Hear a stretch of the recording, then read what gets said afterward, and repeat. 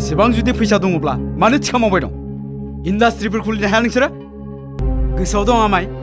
बेसे गोबावजों गथ' गथायनि इयुनखौ लानानै बिसायख'थिनि समाव दाम दर खालामबाय थाबावनो फैगौ 12 आरो 13 नभेम्बराव चिरां जिल्लानि सान्थिपुर सावथुन अनसाय कमिटिया फैला एमसीएलए आरो थैनि गाब सावथुन दिन्थिफुंनो साखाफारा खालामगासिनो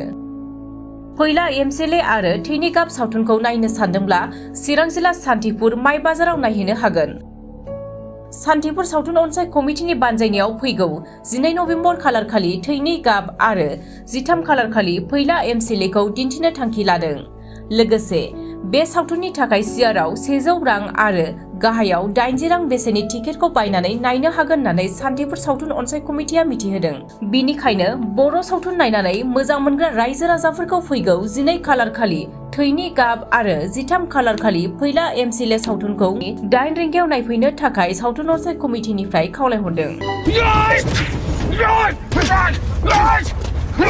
नैबे सिगुन राजाया अख्रां बायदि नङा बोहैनाय दोंसे लैथोनि दाहार बायदिसो जेराव गेसाव जाबोरफोरखौ बुखारनानै बै गोथौ लैथोआव बुसोमहैयो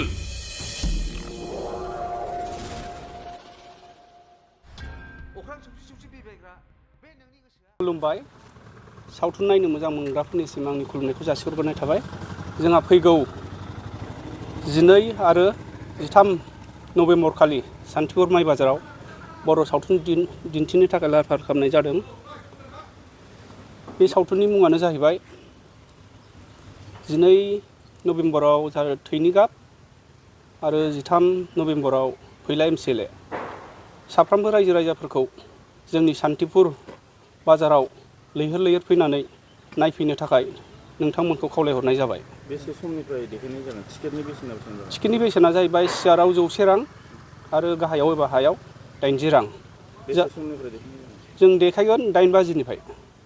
बै सावथुनाव रल खालामनाय बा बाहागो थानाय लोब्बा थानाय सोरबा आर्टिस्टफोर फैगोन नामा आर्टिस्टफोरखौथ' जों लेंहरनाय जायाखै नोंथांमोनहाबो मिन्थिखागौ नायगिरिफोरा जोंहा फैला एमसीएलएआव दङ जाहैबाय फैला मेन्डेला आरो दाब्ला बिसोरो दं जाहैबाय गुबुन मोनसे सावथुनाव दं जाहैबाय एक्ट्रिसआव जाहैबाय मौसम आरो एक्टराव जाहैबाय राजिब